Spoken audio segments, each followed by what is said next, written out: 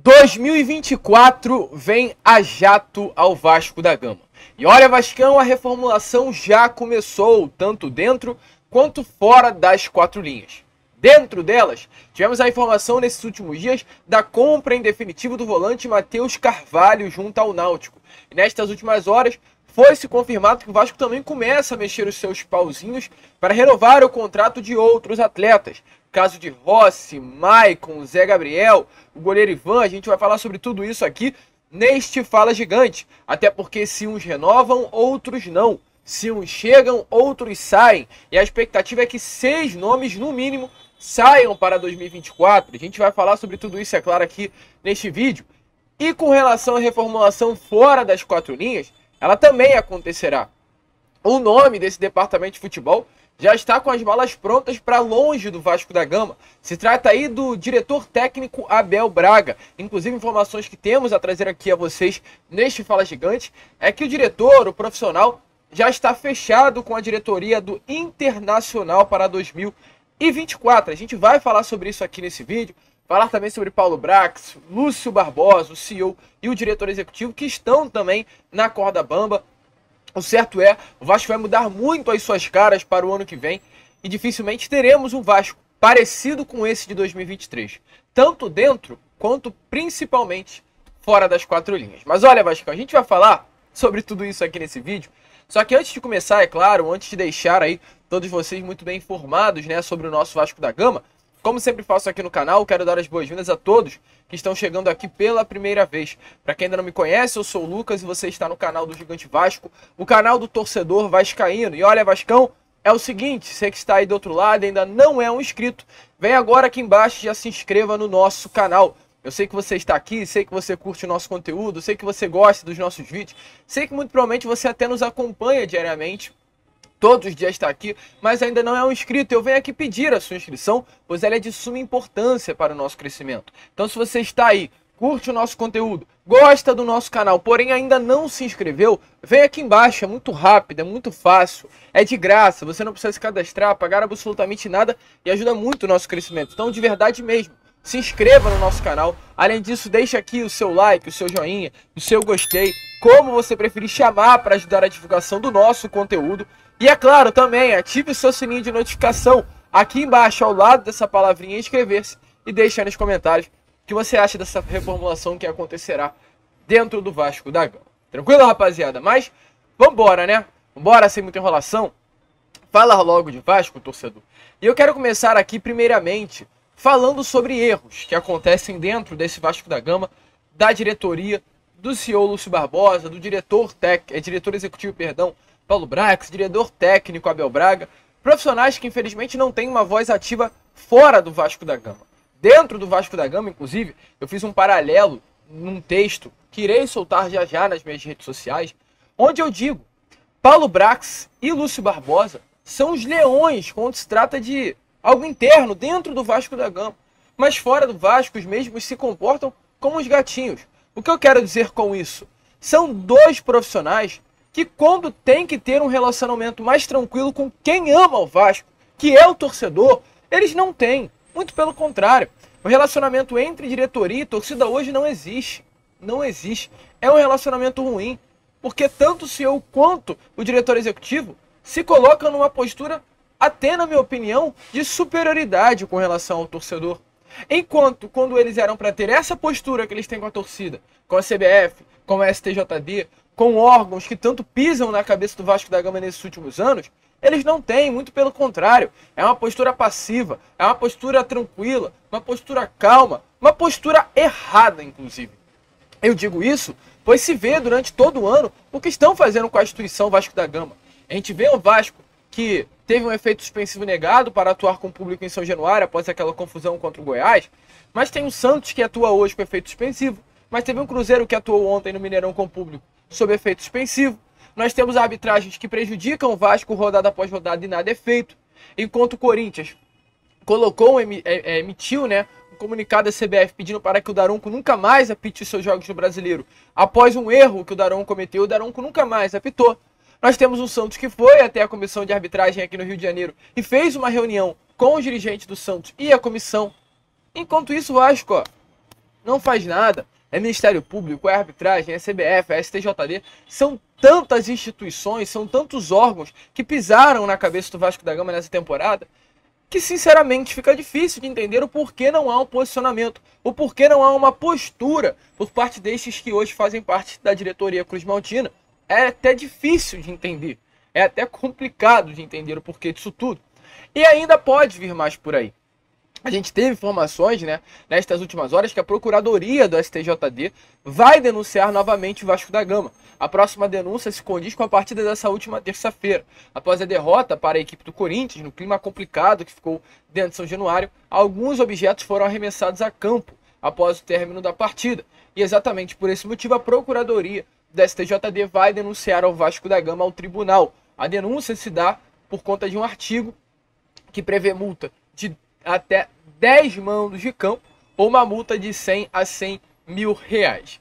Então essa é uma situação muito complicada. Novamente o Vasco se vê com possibilidades. A gente não sabe o que vai acontecer, mas se vê com possibilidade de ser prejudicado. E aí eu já faço novamente a pergunta: o que será que o Vasco nos bastidores está fazendo até agora? Cadê a tal da representatividade, que parece que não existe mais dentro desse Vasco da Gama? E aí, torcedor, mais uma questão também que aconteceu. A gente vai passar rapidinho sobre isso, para falar sobre essa reformulação de 2024, que passa também por esses diretores, porque para mim eles não podem continuar. A gente teve ontem um Bahia que foi até a CBF. O Sport Clube Bahia foi até a Confederação Brasileira do Futebol reclamar por conta do horário dos jogos. O que acontece? Os jogos dessa próxima rodada de Campeonato Brasileiro, em sua grande maioria, estavam marcados para as 6h30 da tarde. Apenas alguns estariam marcados para as 4 horas. Como, por exemplo, torcedor, amanhã, sábado, teremos um Corinthians e Inter, mas são duas equipes que não disputam mais nada no Campeonato Brasileiro. Amanhã também, sábado, teremos Atlético e São Paulo, equipes que disputam na parte de cima. Teremos no domingo às 4 horas Flamengo e Cuiabá. Cuiabá já livre e o Flamengo que disputa pelo título. Temos um Palmeiras e Fluminense, um Palmeiras que disputa pelo título e um Fluminense que não disputa nada. Porém, às 6h30 da tarde, o que está acontecendo? Vamos ter Cruzeiro entrando em campo que luta contra o rebaixamento. O Coritiba que já foi rebaixado, mas é uma equipe da parte de baixo. Vasco e Grêmio às 6h30. Santos e Atlético às 6h30, que é um clube que disputa para não cair. O Goiás que disputava, né, até a última rodada e acabou caindo. E às 4 horas da tarde teria um Bahia. Ou seja, todas as equipes que lutam para não cair, Vasco, Santos e Cruzeiro, hoje principalmente, jogariam às 6. E o Bahia jogaria às 4 horas contra o América Mineiro. Ou seja, Vasco, Cruzeiro e Santos entrariam em campo já sabendo o resultado do Bahia. Automaticamente, é normal, o Bahia entraria em campo desfavorecido. Você entraria em campo antes de todos seus adversários diretos na luta para não cair da Série B. E o que a diretoria do Bahia fez? A diretoria do Bahia foi até a CBF reclamar. Falar, calma aí, CBF. Eu vou entrar em campo antes de todos os meus adversários. Todos os meus adversários já vão entrar em campo sabendo de qual foi o resultado da minha partida. Não aceito isso. Quero jogar às 6h30 da tarde também. E aí a CBF alterou o jogo porque entendeu de forma correta o pronunciamento, a postura do Bahia diante da reclamação. E aí eu faço um questionamento aqui agora à diretoria do Vasco. O Bahia se posicionou. O Bahia lutou por um direito que era dele. E o horário foi alterado. A pergunta que eu faço é: será que o Vasco, durante todos esses últimos dias, lutou pelo seu direito? Porque eu não sei se vocês perceberam. O Vasco atuou numa quarta-feira contra o Cruzeiro no Mineirão. O Vasco voltou a campo no sábado contra o Atlético Paranaense. Sendo que o Cruzeiro só voltou a campo na segunda. Olha que loucura. O Cruzeiro atuou na quarta contra o Vasco e só voltou a campo na segunda contra o Goiás, em Goiânia. O Vasco não. O Vasco atuou em campo contra o Cruzeiro na quarta e voltou em campo ao sábado. E logo na terça-feira, estava atuando contra o Corinthians no Rio. Então olha a loucura. O Vasco atua no sábado, na quarta contra o Cruzeiro, sábado Atlético e terça Corinthians. O Vasco, num período aí de 5 dias, fez 3 jogos. O Cruzeiro, num período de 5, fez 2. Olha a diferença. Porque o Vasco não se posicionou quanto a isso. E aí o Cruzeiro só voltou a jogar depois na quinta. Então são coisas que não são compreendidas por ninguém. E o Vasco não faz nada. Por que a rodada foi montada assim? Porque a rodada pro Vasco começou na quarta e fechou na terça. E a rodada pro Cruzeiro começou na mesma quarta e só fechou na quinta. Sendo que agora Vasco e Cruzeiro irão atuar às 6h30 também no próximo domingo. Será que o Vasco fez alguma coisa? Porque ficou nítido que contra o Corinthians os atletas entraram em campo acabados fisicamente, é o normal. O Vasco fez 2 viagens para Minas, para o Paraná e voltou para o Rio. Enquanto o Corinthians estava descansado. É complicado, torcedor. Ninguém faz nada. Ninguém se posiciona para nada. Temos um CEO que é vascaíno. É uma figura hoje melhor do que era o Luiz Melo no Vasco. Mas que não tem postura de um CEO, um presidente, um dono de uma instituição tão grande como o Vasco da Gama, que é o CEO, essa pessoa, o responsável pela instituição. Então pisam na cabeça do Vasco da Gama e ninguém faz absolutamente nada. E foi uma das críticas, inclusive, ao Edmundo, do Edmundo. Edmundo, que é um ídolo do Vasco, ele se posicionou. Ele reclamou dessas pessoas que hoje fazem parte do corpo do Vasco da Gama, do corpo de constituição mesmo, né? O Vasco da Gama, ele disse assim, ó, o pior é a construção desse elenco. Quando você olha, tinha gente pior no banco. Após a derrota para o Corinthians, que ele disse isso.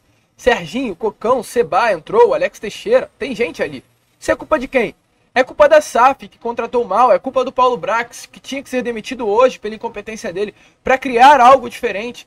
Que é a pessoa que eu amo de paixão e essas críticas já são voltadas ao Abel, como ser humano e como profissional. Mas o que ele fez no Vasco esse ano? Abel Braga, o que ele fez? Demite e cria algo novo. Todo mundo criou algo novo. O Corinthians demitiu o Lucha, o Flamengo demitiu o São Paulo e trouxe o Tite. Está aí perto de ganhar o título.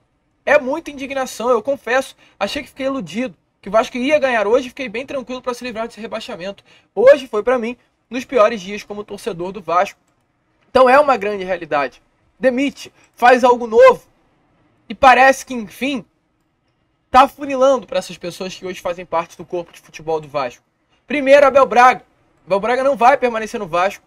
Informações que tivemos é que o Abel já pediu o desligamento da diretoria vascaína. O Abel Braga hoje é uma figura que não aparece mais no CT Moacir Barbosa. Uma figura que utilizou uma cirurgia que tinha para se desligar do futebol do clube. Não faz mais parte do corpo técnico. Não é mais aquela pessoa ativa no CT como era quando tínhamos Maurício Barbieri como técnico do Vasco. E o Abel Braga, nesse momento, está ao lado de Roberto Melo, que é um candidato à presidência do Internacional. Próximas semanas teremos uma eleição no Internacional e o Abel Braga vai apoiar o Roberto Melo com o intuito de ser uma figura que trabalhe na diretoria de Roberto Melo no Internacional no ano de 2024. Outro nome que também está junto é o D'Alessandro, que também pediu um desligamento no Cruzeiro e vai estar junto do Abel no Internacional no ano de 2024. Então o Abel é menos um dessa lista. E outros 2 correm sérios riscos também de sair, que é o Lúcio Barbosa e o Paulo Brax. Qual é a situação desses 2? Os 2 bambeiam no cargo. Os 2 bambeiam. Não há uma confiança nesses 2. Porém, torcedor vascaíno, é o seguinte. Caso o Vasco caia, caso o Vasco seja rebaixado, o clube associativo, que será gerido pelo Pedrinho a partir de 2024, tem contratualmente o direito de demitir o CEO e o diretor executivo. Ou seja, se o Vasco cair, o Pedrinho tem em suas mãos o direito, o contrato de tirar, de limar tanto o Lúcio Barbosa quanto o Paulo Brax desses cargos, né, de executivos dentro do Vasco. Então, torcedor, tá assim, a linha tá se esgotando para esses 3 personagens que marcaram o ano do Vasco da Gama. O Lúcio Barbosa, para mim, nem tem muito a ver com isso. Foi um alento aí a chegada dele, mas é um nome que também não tem muita competência, na minha opinião, para ser o CEO. Tem que trazer alguém mais cascudo, tem que trazer alguém que entenda de fato de futebol. Mais do mundo do futebol, não de futebol em si, mas do mundo do futebol, que é um mundo muito diferente do mundo executivo. Então, se o Vasco cair, esses 2 também não saírem. Então, Abel já foi. Paulo Brax e Lúcio Barbosa, estão nessa corda bamba aí. Em caso de demissão, em caso de queda, a demissão vai acontecer. Mas caso permaneça, será uma luta aí interna para saber o que será feito contra esses 2, certo é, são nomes que não agradam em nada a sua postura ao torcedor Cruz Maltino. Essa é a reformulação fora das 4 linhas. Mas dentro das 4 linhas a reformulação também acontecerá. O Vasco tinha 11 jogadores com término de contrato, agora nesses próximos meses. Até o final do ano o Vasco tinha 10 e até abril o Vasco tinha 1. Esse até abril já foi renovado, que era o Matheus Carvalho. O Matheus Carvalho tinha um contrato de empréstimo junto ao Náutico até abril. E o Vasco, nesses últimos dias, acertou a compra em definitivo do atleta por R$2 milhões. O Matheus Carvalho hoje é um jogador do Vasco da Gama. Então, ou seja, o Vasco comprou um dos 11 jogadores que tinham seus contratos sendo encerrados nesses próximos meses. Mas ainda restam 10. E quais são eles? Alex Teixeira tem o seu contrato sendo encerrado com o Vasco no final desse ano. Zé Gabriel, Rossi, Maicon e Gabriel Dias. Esses 5 jogadores têm os seus contratos sendo encerrados com o Vasco no final dessa temporada. Os contratos deles são em definitivo. Qual é a expectativa?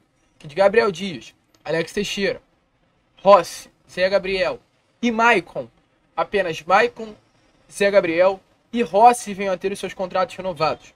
Esses 3 nomes devem sim ter os seus contratos renovados com o Vasco. Rossi e Zé Gabriel um contrato mais duradouro, mais longo, de mais de 1 ano. E o Maicon um contrato apenas de 1 ano para a Série A do Campeonato Brasileiro de 2024 ou para a Série B, até porque a gente não tem uma certeza do que irá acontecer na próxima temporada, mas são nomes sim que já estão tendo essa conversa para uma renovação contratual. Já Gabriel Dias e Alex Teixeira são nomes que muito difíceis de permanecerem no Vasco da Gama na próxima temporada. E tem também jogadores em fim de empréstimo, casos de Praxedes, Paulo Henrique, que pertence ao Atlético Mineiro, Ivan, que pertence ao Corinthians, Sebastião Ferreira, que pertence ao Rostov Dynamo, e Robson, que pertence ao Nice da França. Robson não fica, voltará para o clube francês. Sebastião Ferreira não vai ficar, muito provavelmente, vai retornar ao Rostov Dynamo. Paulo Henrique é um nome que a diretoria do Vasco estuda, sim, não vou dizer que não. É um nome que a diretoria do Vasco olha com bons olhos, principalmente após essa reta final de Campeonato Brasileiro. Mas não há contrato, pelo menos, não há no contrato, perdão, um valor de compra fixado. Caso o Vasco queira comprar o Paulo Henrique, terá que negociar diretamente com o Atlético Mineiro. Então isso vai ser visto apenas até o final da temporada. Se o Atlético colocar um valor bom na mesa, por que não comprar em definitivo o lateral direito? É um nome estudado ainda. E Praxedes e Ivan são 2 nomes muito estudados. Porque o que acontece? O Ivan tinha um contrato com obrigação de compra. Esse era o contrato de empréstimo feito entre Vasco e Corinthians. Por quê? Porque a meta estabelecia que o Ivan iria ter que jogar 30 jogos nessa temporada para ser comprado. Mas o Ivan foi um nome que o Vasco negociou com o Corinthians para ser o titular. O Vasco ainda não tinha negociado com o Léo Jardim com a chegada do Ivan, tanto que o Ivan chegou a ser titular no primeiro jogo do Vasco lá na Florida Cup. O Ivan vinha para esse cargo titular, para essa posição titular, mas no meio do caminho o Léo Jardim acabou chegando e o Ivan perdeu a posição. Porque o Vasco gastou milhões para comprar o Léo Jardim. O Corinthians achou que venderia o Ivan nessa temporada para o Vasco da Gama e acabou não vendendo. O Corinthians chegou a colocar um valor até considerável, né, no contrato feito ao Corinthians, acreditando que poderia conseguir novamente a grana que utilizou para investir no Ivan quando comprou da Ponte Preta. Acabou não acontecendo. O contrato do Ivan vai chegar no final agora no próximo mês de dezembro, né, no próximo dia 31 de dezembro, pois já estamos no mês de dezembro. E a tendência é que o Vasco queira negociar com o Corinthians a compra em definitivo do goleiro. O goleiro pertence ao Corinthians, o empréstimo vai chegar ao fim, mas o Vasco vai querer comprar o goleiro Ivan. E qual é a outra situação, que é a situação do Praxedes? Praxedes é um jogador que veio do Red Bull Bragantino e há uma cláusula contratual com opção de compra no valor de 26 milhões de reais. O Vasco ainda não sabe o que será feito. Praxedes é um jogador que veio a pedido do Ramon Dias, foi-se colocado uma grande esperança no Praxedes, mas essa esperança hoje não está sendo depositada, isso fica nítido. Praxedes não é nem titular mais do Vasco da Gama. Começou muito bem nas primeiras partidas, principalmente no jogo contra o Palmeiras, mas caiu muito de rendimento. Hoje está atrás de Marlon Gomes, está atrás de vários outros atletas do sistema de meio campo, como Paulinho, como Payet. Praxedes hoje é uma das últimas opções. Exatamente por esse motivo, não há uma certeza sobre a sua permanência para 2024 e hoje a possibilidade real, sim, é de um retorno para o Red Bull Bragantino. Certo é, a reformulação já acontece. E desses nomes que nós pontuamos todos a vocês, Robson, Alex Teixeira, Seba, a expectativa é que fique apenas Rossi, Maicon, Zé Gabriel e Ivan. De resto, vá todo mundo e faça parte dessa barca do Vasco para a próxima temporada. E é claro, esses nomes vão sair, outros vão chegar. Ou grandes nomes para a disputa de uma Série A, ou nomes de médio porte para a disputa de uma Série B. Depende do que será feito pelo Vasco nessas 2 próximas partidas. A gente fica por aqui, um vídeo muito informativo, né? Acredito que é importante a vocês. Se vocês gostaram, se inscrevam, compartilhem o nosso conteúdo, deixe seu like no vídeo, ajude aí o nosso crescimento, pois nós precisamos muito da sua ajuda no nosso canal. Como sempre falamos aqui, vamos que vamos! Se inscrevam, compartilhem o nosso canal e como sempre estamos aqui. Todos os dias, 3 vezes ao dia, nos assista e nos acompanhe. Saudações vascaínas!